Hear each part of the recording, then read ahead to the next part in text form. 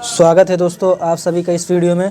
तो दोस्तों आज की इस वीडियो में हम लोग करेंगे आरआरबी एनटीपीसी के कुछ प्रश्न जो 18 अगस्त के हुए हैं पहली शिफ्ट में। तो दोस्तों बिना किसी देरी के आइए वीडियो को शुरू करते हैं। जो हमारा पहला प्रश्न है दोस्तों, हमारा पहला प्रश्न जो है वो हिस्ट्री से रिलेटेड है। और दोस्तों मैं आपको बता दूं लगभग हर किसी न किसी शिफ्ट में ये प्रश्न आपको देखने को मिल ही रहा है। मतलब आपको अगर मैं बता दूं कि एनटीपीसी का जो लेटेस्ट पैटर्न है अंडर ग्रेजुएट लेवल का, तो इसमें लगभग हर एक शिफ्ट में विद्रोह से पूछ रहा है। जो भी आपके जनजाति विद्रोह हुए हैं हमारे हिस्ट्री से पुराने जितने भी जनजाति विद्रोह हुए हैं उससे रिलेटेड कोई ना कोई प्रश्न आपको हर एक शिफ्ट में देखने को मिल जा रहा है। तो इस वाले शिफ्ट में जो पूछा था दोस्तों, इस वाले शिफ्ट में पूछा था कि निम्नलिखित में किस व्यक्तित्व ने मुंडा विद्रोह का नेतृत्व किया। ठीक है, तो जो इतिहास में हमारा जो बिरसा मुंडा जी थे उन्होंने ही मुंडा विद्रोह का नेतृत्व किया था। ये आपके झारखंड इलाके से लगभग रिलेटेड हैं। तो यही आपके राइट आंसर हो जाएंगे। बिरसा मुंडा जी ने ही मुंडा विद्रोह का नेतृत्व किया था। ठीक है दोस्तों आप बढ़ते हैं अगले प्रश्न की ओर, देखते हैं हमारा अगला प्रश्न कौन सा है। तो दोस्तों जो हमारा अगला प्रश्न है वो हिंदी से रिलेटेड है कि आधुनिक हिंदी के जनक किसे कहा जाता है। तो दोस्तों अगर आप यूपी बोर्ड से 10 या 8, 9, 10 में अगर पढ़े होंगे हिंदी साहित्य, तो उसमें आपको ये प्रश्न जरूर मिला होगा, क्योंकि उसी में हमारे टीचरों ने बताया था कि आधुनिक हिंदी के जनक कौन है, भारतेंदु हरिश्चंद्र। तो ये आपका राइट आंसर हो जाएगा भारतेंदु हरिश्चंद्र। ठीक है, ये हमारा राइट आंसर था। तो दोस्तों बढ़ते हैं अगले प्रश्न की ओर, देखते हैं हमारा अगला प्रश्न कौन सा है। हमारा अगला प्रश्न है दोस्तों, निम्नलिखित में से कौन सा विटामिन वसा में घुलनशील है।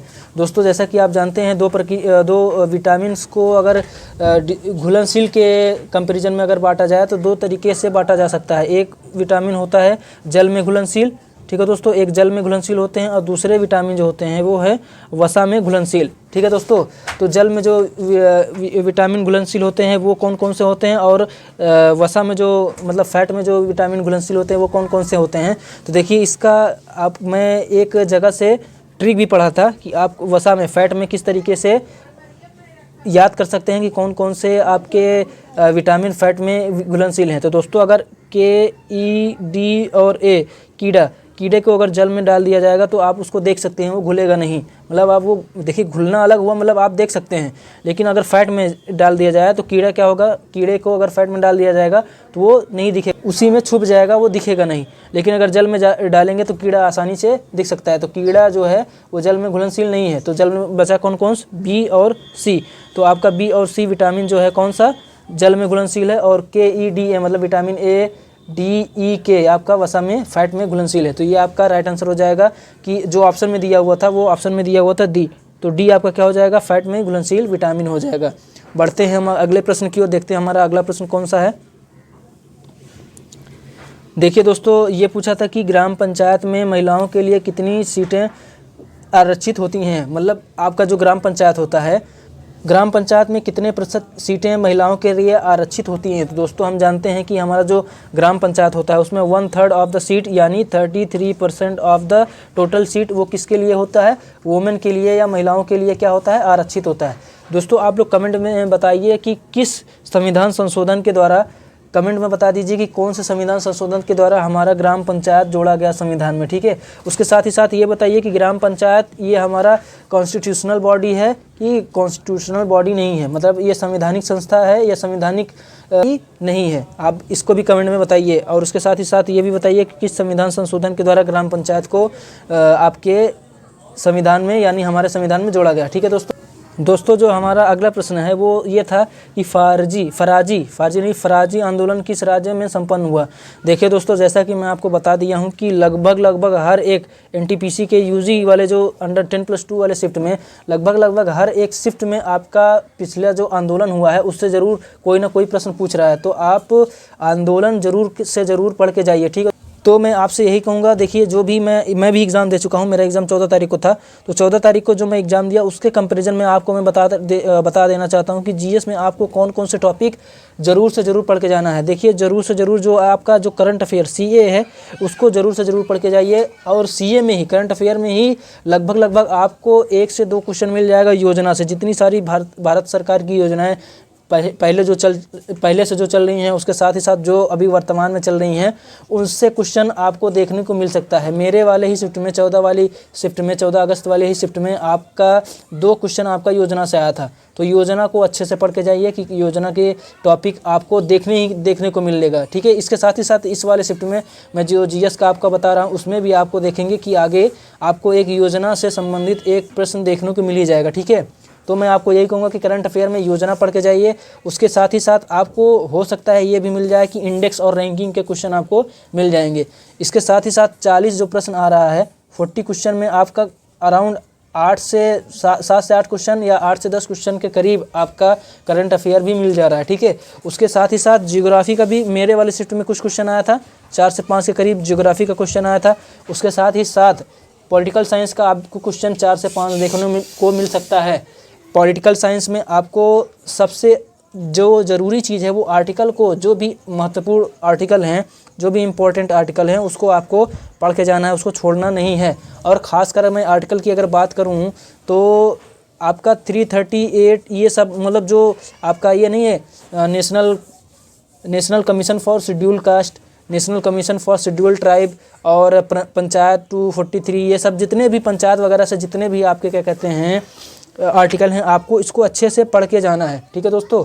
तो दोस्तों इस तरीके का अगर आप तैयारी करके जाएंगे तो मुझे जहाँ तक लगता है कि आप एक डिसेंट स्कोर करके आएंगे एग्ज़ाम में, ठीक है दोस्तों। तो बढ़ते हैं अगले प्रश्न की ओर, देखते हैं हमारा अगला प्रश्न कौन सा है।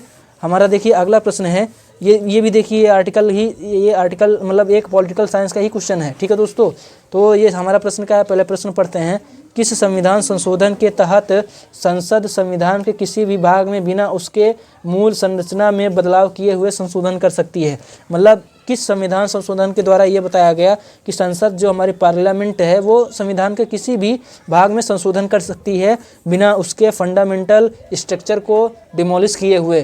तो ये जो हमारा अधिकार मिला है, संसद को जो अधिकार मिला है 24वें संविधान संशोधन के द्वारा, ये अधिकार मिला है कि वो किसी भी संविधान के किसी भी भाग में संशोधन कर सकती है, यहाँ तक कि मूल अधिकार में भी। पहले ये समझा जाता था कि मूल अधिकार अपरिवर्तनीय है, लेकिन इसके बाद ये हुआ संविधान संशोधन 44, इसके द्वारा ये हुआ कि मूल अधिकार के में भी संशोधन किया जा सकता है, लेकिन उसका मूल संरचना बदले ना, उसका फंडामेंटल स्ट्रक्चर ना बदलाव हो, ठीक है। इस तरीके से ये अभी तक चल रहा है। यानी तो देखिए दोस्तों, जो हमारा अगला प्रश्न है वो भी पॉलिटिकल साइंस से ही रिलेटेड है। तो मैं आपको बता रहा हूँ ना कि राज्य व्यवस्था से आपको पढ़ के जाना है। आर्टिकल वगैरह कॉन्स्टिट्यूशनल अमेंडमेंट एक्ट द्वारा जितने भी आपके संविधान संशोधन हैं महत्वपूर्ण, आपको उसको पढ़ के जाना है और उसके साथ ही साथ आर्टिकल को भी पढ़ के जाना है। तो दोस्तों इस वाले में पूछा था कि वित्त आयोग का मुख्य क्या है, ये भी आपका लगभग कौन सा है, पॉलिटिकल साइंस का ही क्वेश्चन है। तो जो हमारा वित्त आयोग होता है वो उसका कार्य क्या होता है कि जो केंद्र सरकार और राज्य सरकार के बीच जो टैक्स का वितरण है, जो टैक्स का डिस्ट्रीब्यूशन है, उसके बारे में सुझाव देती है केंद्र सरकार को। और केंद्र सरकार ज़रूरी नहीं है कि इसके वित्त आयोग के सुझाव को माने ही, बल्कि मतलब सुझाव देती है। केंद्र सरकार उसको मान भी सकती है, नहीं भी मान सकती है, लेकिन ये आपको क्या करती है, केंद्र और राज्य सरकार के बीच जो टैक्स है उसका विवरण किस तरीके से, उसका आपका डिस्ट्रीब्यूशन किस तरीके से होगा, इसके बारे में आपको जानकारी देती है। कमेंट में ये बताइए दोस्तों कि वित्त आयोग आपका संवैधानिक संस्था है कि नहीं। अगर संवैधानिक संस्था है तो ये बताइए कि किस आर्टिकल में वित्त आयोग का वर्णन किया गया है। देखिए मैंने थोड़ा हिंट दे दिया, आपको बताना है कि किस आर्टिकल में वित्त आयोग का क्या कहते हैं दिया गया है विवरण, इसको आपको बताना है कमेंट में। अगले प्रश्न की ओर, हमारा अगला प्रश्न जो है वो कंप्यूटर से है। देखिए कंप्यूटर से भी काफ़ी क्वेश्चन आ रहा है, 2 से 3 क्वेश्चन। जैसा कि आप देखते हैं एसएससी वगैरह में कंप्यूटर से रेयर क्वेश्चन ही कभी कभी पूछता है। अगर 2, 4, 10 शिफ्ट हुआ तो उसमें एक ही शिफ्ट में कभी हो गया तो पूछ लिया तो ठीक है, नहीं तो बहुत रेयर चांस होता है कि क्वेश्चन पूछता है। तो इसमें पूछा था कंट्रोल सी का क्या कार्य होता है कंप्यूटर में। तो हम जानते हैं कंट्रोल सी का क्या होता है, कॉपी का। देखिए control V, control C, control S, control X, ये सब क्या है आपके बहुत ही महत्वपूर्ण शॉर्ट की हैं। तो इसको अगर आप लोग याद कर लेंगे तो ठीक ही रहेगा। बाकी शॉर्ट कीज जितनी हैं इंपॉर्टेंट उसको आप याद करके जाइए। शॉर्ट की से लगभग एक प्रश्न आपको देखने को मिल ही सकता है, ठीक है। तो इस तरीके का क्वेश्चन कंप्यूटर से आपको देखने को मिलेगा। बढ़ते हैं हम अगले प्रश्न की ओर, देखते हैं हमारा अगला प्रश्न किससे रिलेटेड है। तो देखिए हमारा जो अगला प्रश्न है वो रिलेटेड है आपका जियोग्राफी से। तो पूछा है जलोढ़ मृदा भारत के किस भाग में पाई जाती है। जो आपका एलुवियल सॉइल है, एलुवियल सॉइल जो है आपका पूछा है भारत के किस भाग में मुख्यतः किस भाग में पाई जाती है? तो हम जानते हैं कि नॉर्थ इंडिया में, उत्तरी भारत में आपका क्या होता है, मुख्य रूप से एलुवियल सॉइल पाई जाती है। तो नॉर्थ इंडिया में आपका एलुवियल सॉइल पाई जाती है। दोस्तों आप लोग कमेंट करके ये बताइए कि एलुवियल सॉइल किसके द्वारा डिपॉजिट की जाती है। मतलब देखिए, डिपॉजिट का या ट्रांसपोर्ट किसके द्वारा की जाती है, इस पर भी प्रश्न होता है। जैसे एक होता है कि विंड के द्वारा डिपॉजिट, रिवर के द्वारा डिपॉजिट, ग्रेविटी के द्वारा डिपॉजिट और ग्लेशियर के द्वारा डिपॉजिट। तो आपको इन चारों में से बताना है कि जो एलुवियल सॉइल है वो किसके द्वारा डिपॉजिट होती है, विंड के द्वारा, रिवर के द्वारा, कि ग्रेविटी के द्वारा, कि ग्लेशियर के द्वारा। कमेंट करके आप बताइए कि जोड़ मृदा किसके द्वारा ट्रांसपोर्टेड होती है। ठीक है, बढ़ते हैं अगले प्रश्न की ओर, देखते हैं हमारा अगला प्रश्न कौन सा है। देखिए दोस्तों, ये आपको मैं बताया ना कि आपका करंट अफेयर से या आपका योजना से क्वेश्चन देखने को मिलेगा। मेरे वाले शिफ्ट में 2 क्वेश्चन आपका योजना से मिला हुआ था।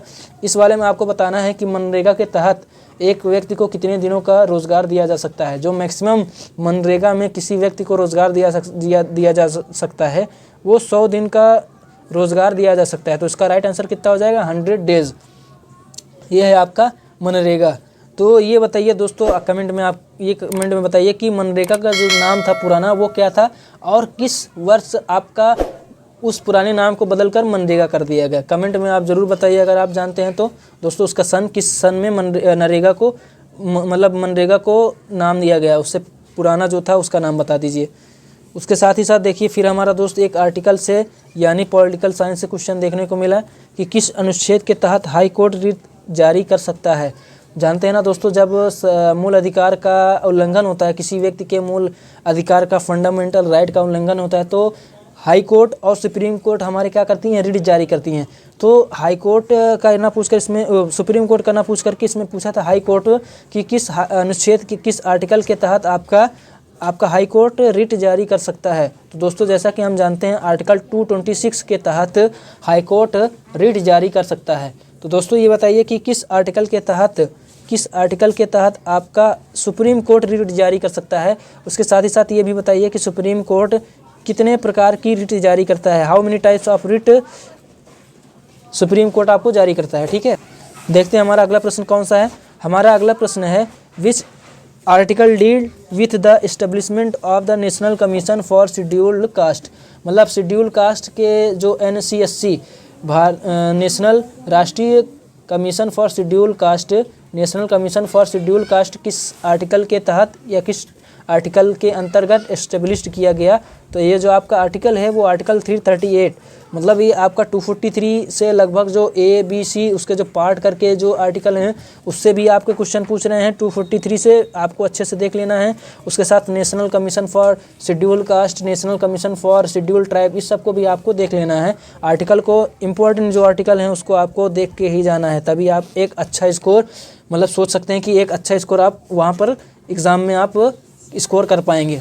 ठीक है, तो उस प्रश्न है वो है कि मणिपुर की आधिकारिक भाषा कौन सी है।